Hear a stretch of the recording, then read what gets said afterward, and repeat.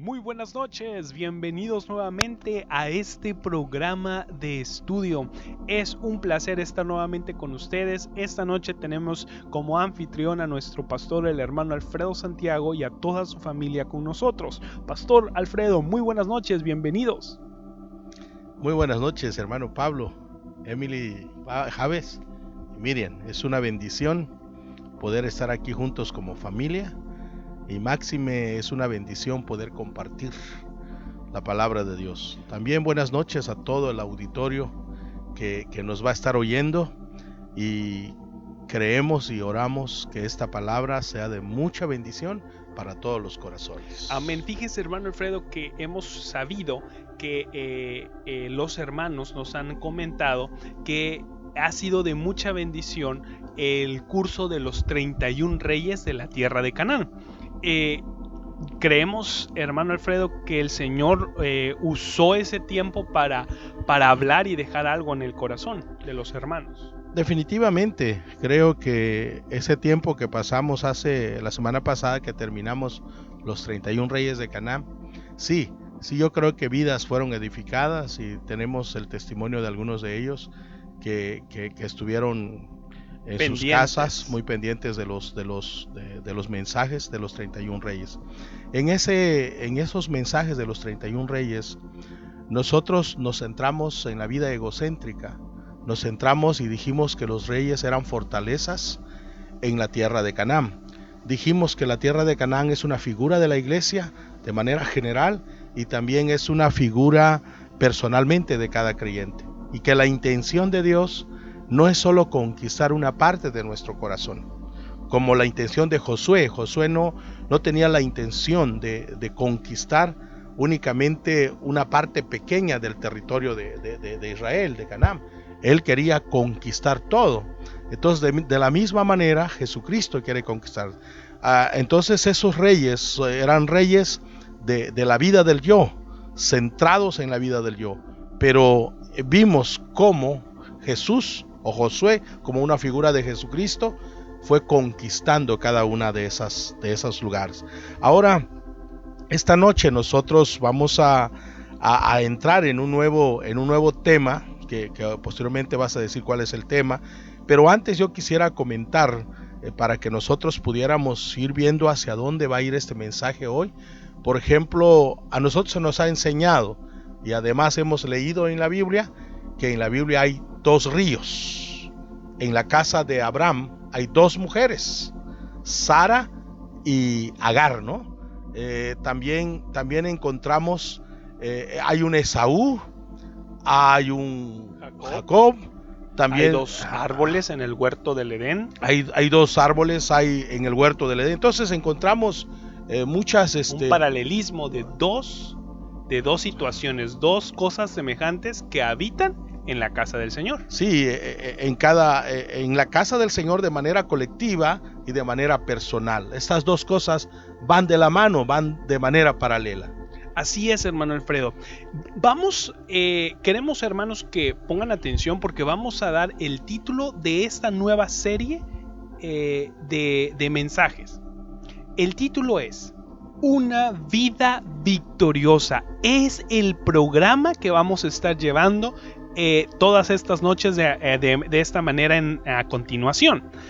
El tema de hoy es la batalla entre dos naturalezas. El pastor ya mencionó que en la Biblia encontramos dos naturalezas, dos mujeres, dos ríos, dos altares, dos árboles, hay una semejanza y hay un paralelismo en esta parte. Y en nuestro corazón, aunque usted no lo crea, hermano, existen dos naturalezas. Hermano Alfredo, comencemos este tema. Por favor, si podemos empezar leyendo Santiago capítulo 4 y versículo 1. ¿De dónde vienen las guerras y los pleitos entre vosotros? ¿No es de vuestras pasiones las cuales combaten en vuestros miembros?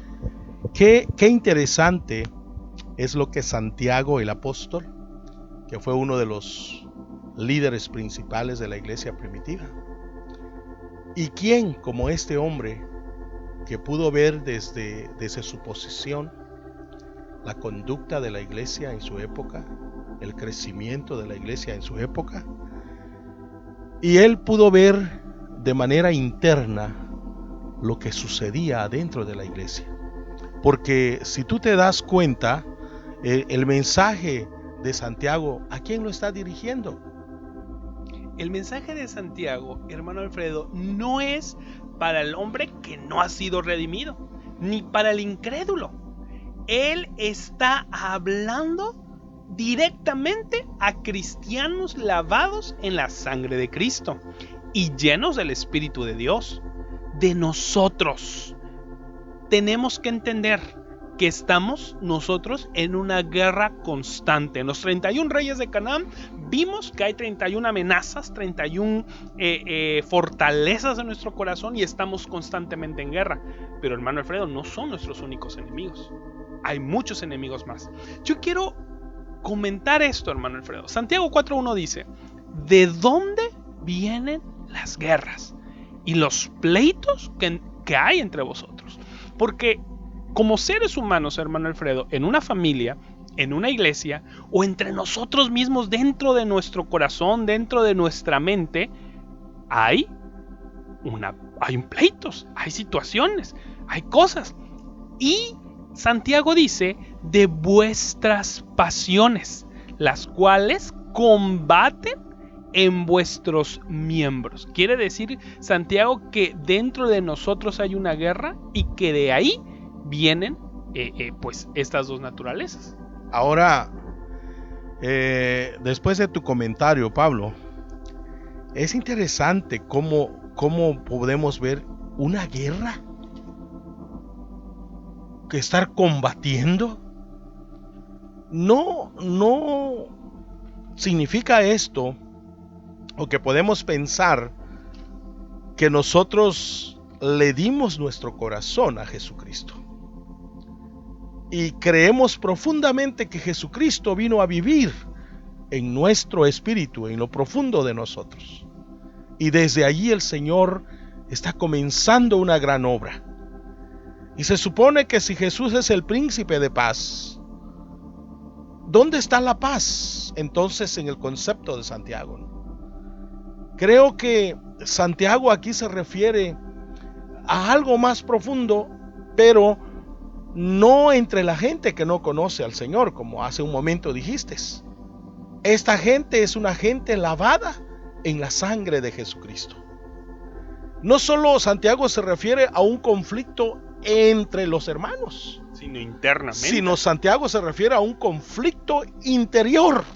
Dentro de nosotros. Sí, en lo profundo de nosotros. Cada persona entonces está peleando una batalla. Pero pienso yo que no todas las personas están peleando esta batalla. Pienso yo que algunos ya se han dejado vencer o simplemente dicen, no puedo. ¿Por qué? Porque esta batalla no es fácil de ganarla. Santiago en este pasaje está viendo el conflicto, está viendo el problema y está viendo que viene de nuestras pasiones. ¿Qué son nuestras pasiones? Así es, ¿qué son nuestras pasiones? Viene en la Biblia que los frutos de la carne son enemistades, pleitos, contiendas, envidias. Dentro de nosotros hay una guerra, hay una constante que nos hace desviarnos del camino del Señor. Dentro de nosotros hay realmente una guerra, pero hermano Alfredo, es una guerra que como cristianos podemos ganar, no con nuestras fuerzas, sino por la gracia del Señor. Y yo quiero comentarle, hermano Alfredo, que dentro de nosotros mismos, y yo sé que algunos o muchos o todos de los hermanos que nos están escuchando esta noche se han preguntado esta pregunta: ¿por qué soy así? Antes de ahondar sobre esa pregunta que acabas de hacer, creo que mencionaste la palabra gracia. Pienso yo que son muy pocos los que realmente tienen una definición de la gracia. La gracia, según la Biblia, es el poder de Dios, por no decir que es Dios mismo obrando en nosotros para poder conquistar la batalla interna de cada uno de nosotros. Fíjese, hermano, que en el Instituto Bíblico nos hicieron memorizar una definición de la gracia de esta manera. La gracia es la habilidad divina dada por Dios para hacer las cosas que sin esa gracia nosotros de nuestra propia fuerzas podríamos hacer. Una pregunta. ¿En dónde puede entonces el ser humano cristiano recibir esa gracia? La Biblia menciona de un trono de gracia. Así es. Y la Biblia menciona también que Jesús es alguien lleno de gracia. Entonces, lo que nos queda a nosotros para poder conquistar y ganar esta batalla es continuamente ir a Jesús, o continuamente ir al trono de la gracia para alcanzar gracia y misericordia. Entonces, aquí la clave, desde ya que estamos viendo es, tú dijiste, sí se puede ganar la batalla, pero no olvidemos que la gracia de Dios es la que va a ayudarnos. Y esa gracia no se obtiene pagando algo. Esa gracia tiene que ver con acercarnos al Señor en las mañanas, en las tardes, con esa palabra que dijo Pablo, orad sin cesar. Yo creo que la gracia de Dios viene de la comunión con Dios. Así es, hermano Alfredo. Recordemos que no es de los fuertes la guerra, ni de ligero el correr, sino de quien Dios muestra gracia. De ellos es la victoria. Y hermano, situándonos nuevamente en la pregunta, hay personas que dicen en su corazón, ¿por qué soy así? ¿Por qué soy como soy? ¿Por qué actúo de esta manera? ¿Por qué me siento de esta manera? ¿Qué me pasa? ¿Por qué me rebelo? ¿Por qué tengo estos pensamientos? ¿Por qué esta situación en mi corazón? Recordemos que este mensaje va para cristianos que ya conocen al Señor, que tienen una vida en el camino del Señor, una vida de oración, una vida de relación con Dios, pero aún así hay pecado en el corazón, hay luchas en el corazón y muchos se preguntan, Señor, ¿por qué soy así? Eso es lo correcto, no solamente unos, muchos se preguntan. Y me gustaría en este punto que pudiéramos leer Génesis 25, 22 al 23, para ver un ejemplo, y creo que esto nos va a dar claridad sobre el pensamiento que estamos presentando. Es un eco. Y los hijos luchaban dentro de ella, y dijo, si es así, ¿para qué vivo yo? Y fue a consultar a Jehová. Y le respondió Jehová, 2 naciones hay en tu seno, y 2 pueblos serán divididos desde tus entrañas. El un pueblo será más fuerte que el otro pueblo, y el mayor servirá al menor. Hubo un momento en la vida de Rebeca, para aquellos que están oyéndonos y no saben quién es Rebeca. Rebeca fue la esposa de Isaac, el hijo de Abraham. Y en su momento Rebeca quedó encinta, embarazada, y en el interior de ella había 2 bebés, 2 personas. Y en el transcurso de los 9 meses antes de dar a luz, por momentos ella se sentía confundida, había un problema interior que ella no entendía. Quizás sea tu propia situación. Quizás tú vas a la iglesia, oras, lees tu Biblia, y estás esforzándote por cumplir con todos los ejercicios espirituales, pero también te sientes confundido. Hasta llegar a decir, ¿por qué soy así? ¿Por qué me siento de esta manera? ¿Qué me pasa? Y muchos cristianos están en esa misma situación. Yo pienso que tú tienes esa experiencia y que yo también tengo esa experiencia. Hermano Alfredo, pero qué lindo de Rebeca la actitud y lo que hizo. En vez de ir a cualquier otro lugar y preguntarle a alguien, ella recurrió al Señor. Creo, hermano, que es el punto clave aquí, Si tú te sientes de esta manera, si tú tienes luchas en tu corazón, en vez de ir a todo mundo y preguntar, ¿por qué no te arrodillas? Buscas un tiempo con el Señor y le preguntas, Señor, ¿qué pasa conmigo? Porque el Señor le contestó a Rebeca.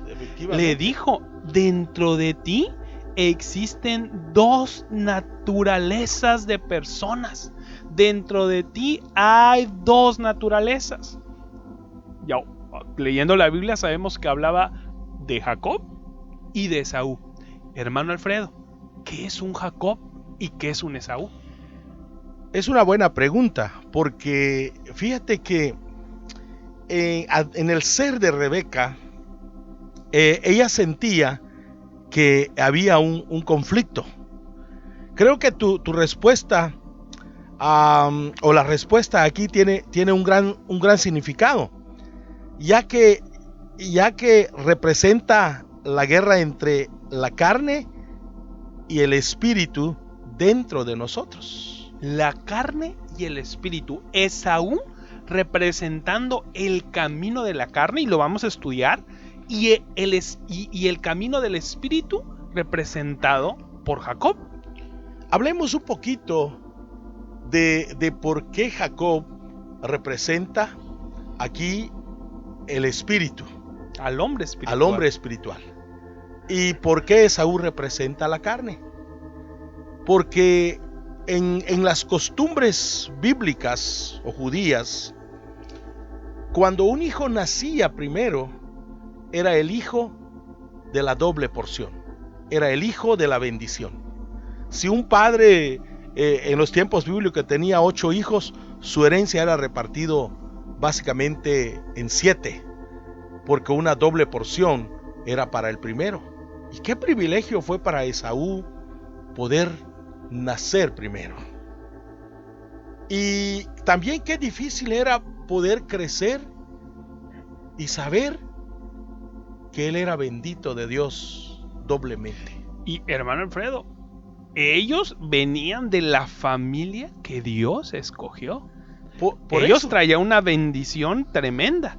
Ser el primogénito no era cualquier cosa. Era algo que iba a impactar la vida del que saliera primero. Como hoy día, por ejemplo, los hijos de los pastores, y aún en los tiempos bíblicos, los hijos de los sacerdotes, eran aquellos que en su momento iban a ocupar el lugar de sus padres. Pero el punto no es eso, el punto es cómo vivir sabiendo que tienes ese peso encima, sabiendo que tienes esa carga encima. Porque tú digas, bueno, porque creo yo que lo que sucedió con Esaú es, yo sí me gusta esto de la doble porción, me gusta esto, pero en la medida que Esaú fue creciendo, él fue menospreciando el concepto de la doble porción para él. Hermano, ese es el punto. El camino de la carne comienza con un menosprecio, con decir, aquí estoy en la iglesia, aquí estoy, que vengo, canto, oro, esto es la vida. Empezamos a menospreciar el lugar donde Dios nos atrajo. Empezamos a menospreciar el lugar donde el Señor está. Y esta noche también tenemos con nosotros a la hermana Miriam, a la pastora. Hermana Miriam, muy buenas noches. Buenas noches. Quería decirles que Esaú, como representa la carne, muchas veces, aún estando, porque estamos hablando de cristianos lavados por la sangre de Cristo, que estamos en la iglesia, y muchas veces en Esaú se manifestaba, estoy en la iglesia, quiero lo bueno, quiero recibir, quiero todo lo que de mi padre me dé, pero no quiero hacer un sacrificio. Así es, no quiero dar más. Pero fíjese, hermano, que leyendo la escritura, yo sé que muchos radioescuchas que nos están oyendo esta noche saben la historia de Esaú y de Jacob, pero Esaú se veía tan bueno, Esaú se veía tan buen muchacho, no se le veía pues mucha maldad. Era bueno en la casa, traía comida a la casa. Es lo que se menciona de Esaú. Lo único que se dice, lo que usted ha dicho, él menospreció la primogenitura. Es que, miren, creo que el asunto del menosprecio no es algo externo. Porque yo creo que Esaú, por el hecho de haber nacido en la casa de Abraham, externamente él seguía portándose como un hijo de Abraham. Pero adentro, como estamos hablando de las dos naturalezas, adentro de él había algo que lo estaba orillando a menospreciar a Dios. Y eso es lo que estamos hablando de la batalla entre dos naturalezas.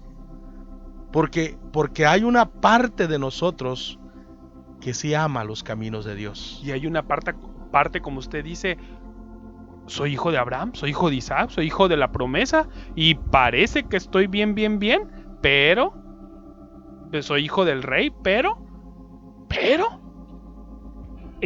solo en lo exterior, en lo interior, como Esaú, menospreciando. Ahora comentemos un poquito de Jacob. ¿Cómo es que Jacob al final fue como si él llegara a ser el primogénito? Porque al final él tuvo la primogenitura. En la medida que Esaú, muy adentro de su corazón, empezó a perder la batalla y a despreciar a Dios en su corazón, en la medida que por el otro lado Jacob iba creciendo, él iba viendo la importancia. Desde el vientre, él amaba la primogenitura. Él amaba a Dios. Él quería ser bendecido por Dios. No usó los caminos adecuados, porque la Biblia habla de Jacob. Y déjame decirle, hermano, que el camino del Espíritu, los que toman ese camino, tenemos por ejemplo Jacob, que al inicio de su caminata no era el cristiano más genuino y más santo y más consagrado. Era un cristiano, era un hijo de Abraham con muchas flaquezas, debilidades, tanto así que la Biblia dice que engañó a su padre para robar la primogenitura. Qué interesante todo lo que estamos hablando, y lo más interesante de esto es que en la iglesia de hoy está lleno de jacobitos y está lleno de esauitos. Así es. ¿Sí? Hoy esta historia se está repitiendo.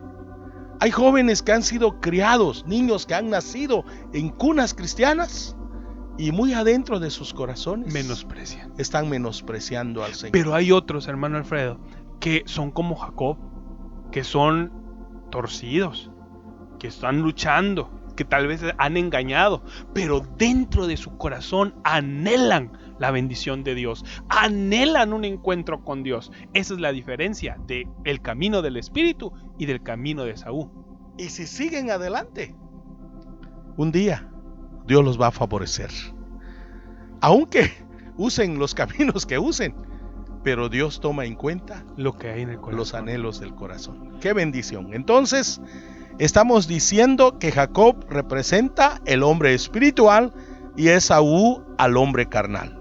Así que podemos decir que esta alegoría es para cada uno de nosotros. Fíjese, hermano, así rapidísimo, que Romanos capítulo 6 nos lo deja claro, que dentro de nuestra casa existen dos naturalezas, dos hombres, el nuevo hombre, Cristo Jesús, y el viejo hombre, nuestra propia naturaleza, justo lo que Rebeca tenía, una guerra dentro de sí, una guerra sabiendo quién quiere ser el primero.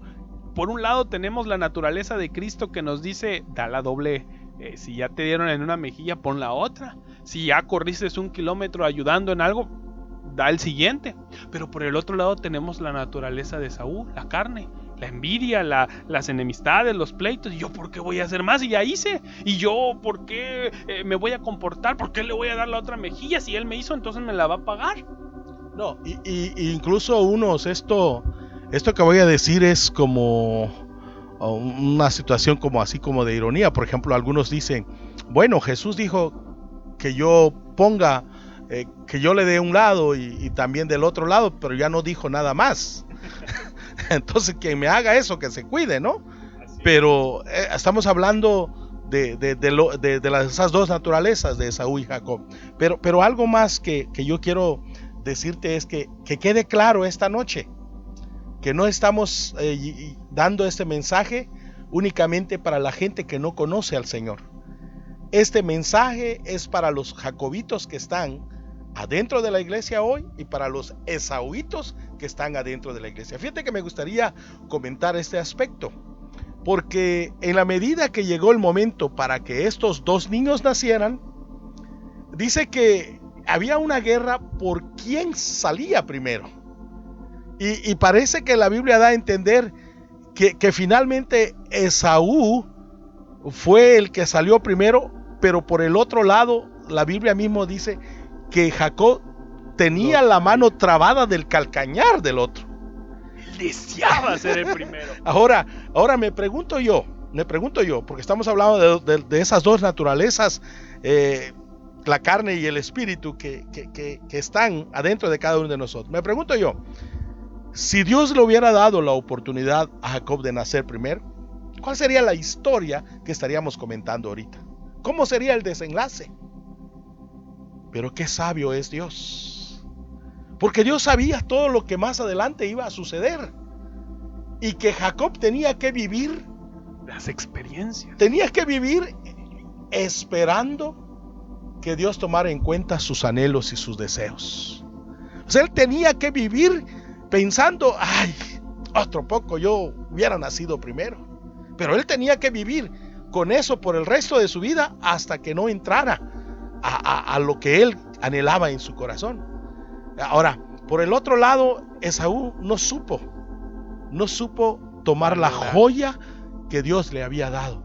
Pero por el otro lado, Jacob estuvo, espere y tuvo que conformarse. Y muchas veces es lo que sucede en la iglesia. Hay personas muy preciosas en la iglesia que Dios los ha llamado para ser número uno, pero lo que sucede es que ellos quieren tomarlo ya, pero Dios primero adelanta a Esaú y ellos tienen que esperar a veces su momento. Tiempo. Es como cuando Dios escogió a Saúl como alguien que representa la carne, fue el primer rey. Detrás venía un David. Y hermano, qué bendición. Porque muchos, sobre todo los inconversos, cuando ven que alguien se convierte y empieza a ir a la iglesia y empieza a congregarse y a tener encuentros con el Señor, ya piensan que es perfecto y dicen, pero tú eres cristiano, ¿por qué lo haces?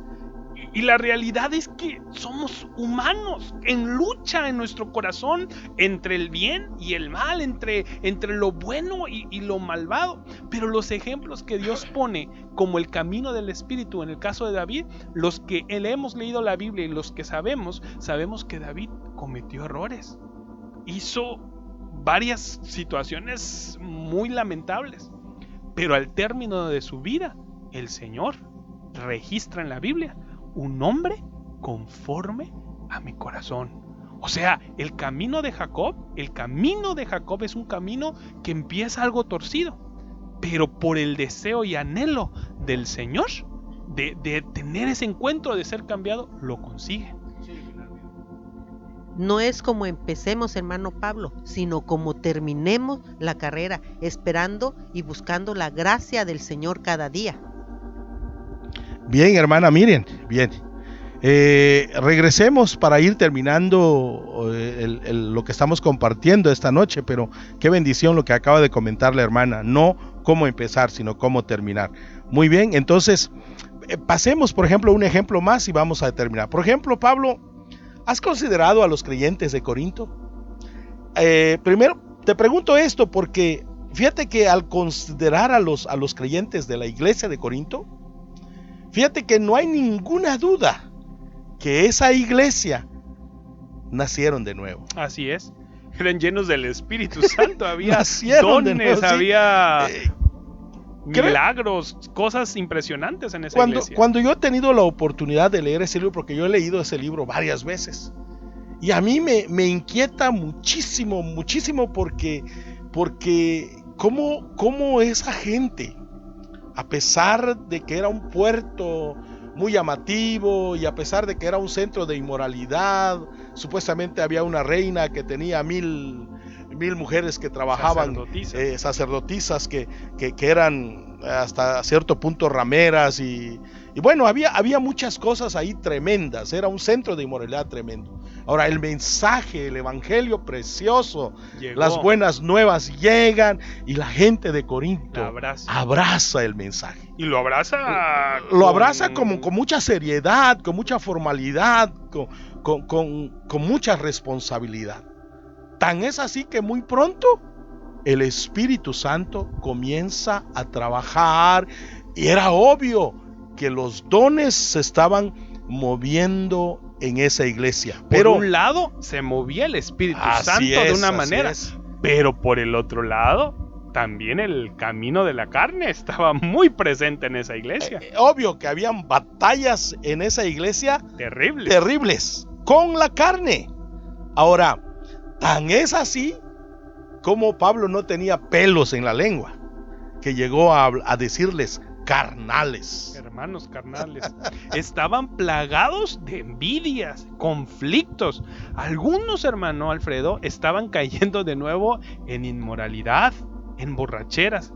La pregunta, hermano Alfredo, es: ¿cómo podían o cómo podrían ser creyentes estos de Corintios en quienes moraba Cristo si actuaban de esta manera? Es una pregunta que muchos hacen. ¿Pero que no tú eres cristiano? ¿Pero por qué actúas así? ¿Pero por qué? Porque ellos no saben que dentro de nosotros, día tras día, se hace una batalla tremenda entre el camino de Dios y el camino del yo mismo, de nuestra propia naturaleza. Pues yo creo que Dios tenga misericordia de nosotros, porque Pablo comenta en Corinto, él dice que si hay alguien en la iglesia que dice que es hermano, pero que hace esto, que hace lo otro y que hace lo otro, dice que nosotros ni nos acerquemos a esa persona ni comamos con ella. O sea, que nos alejemos del compañerismo con esa persona. Pero el punto es, si alguien en la iglesia dice que es hermano, pero sus hechos lo niegan, entonces, por un lado, dentro de lo que estamos hablando, esa persona ha perdido su batalla. Porque el Señor quiere que nosotros, como hablamos al principio, la gracia de Dios está disponible. Tengamos una vida, el Señor quiere que tengamos una vida victoriosa. Y como bien dice usted, la gracia de Dios. Hermanos que nos están escuchando, esta guerra no es una guerra que perderemos. Tal vez hemos perdido batallas, pero no la guerra. El Señor nos está dando las herramientas y la gracia para derrocar a los reyes, al enemigo que habita en nuestro corazón. La gracia, hermanos, es Dios mismo, porque no puedes tú separar la gracia de Dios. La gracia es Dios mismo siendo en nosotros, derramado en nuestros corazones. Pero Dios no va a darnos la gracia a la fuerza. La gracia es algo como cuando vamos al garrafón de agua. Tenemos que ir ahí y beber de esa agua. La gracia está disponible. Y no solo hay gracia, hay mucha gracia, hay abundancia de gracia y hay gracia sobreabundante. En la medida que cada uno de nosotros abramos nuestro corazón para tomar la gracia de Dios, vamos a ganar la batalla entre la carne y el espíritu. Así es, hermano Alfredo. Con esto, hermanos, damos por terminado la introducción a la batalla entre dos naturalezas. Recuerde, esta nueva serie de programas se titula Una vida victoriosa. El Señor quiere darnos victoria. Recuerda, hermano, no es de los fuertes la guerra, ni de ligero el correr, sino de quien Dios tenga misericordia. Muy buenas noches a todos, hermanos. Que el Señor esté con ustedes y esperemos que este punto haya quedado plasmado en su corazón. Hay dos naturalezas, pero Cristo quiere vencer a la otra y Cristo quiere estar en nosotros, que es nuestra esperanza, la esperanza de gloria.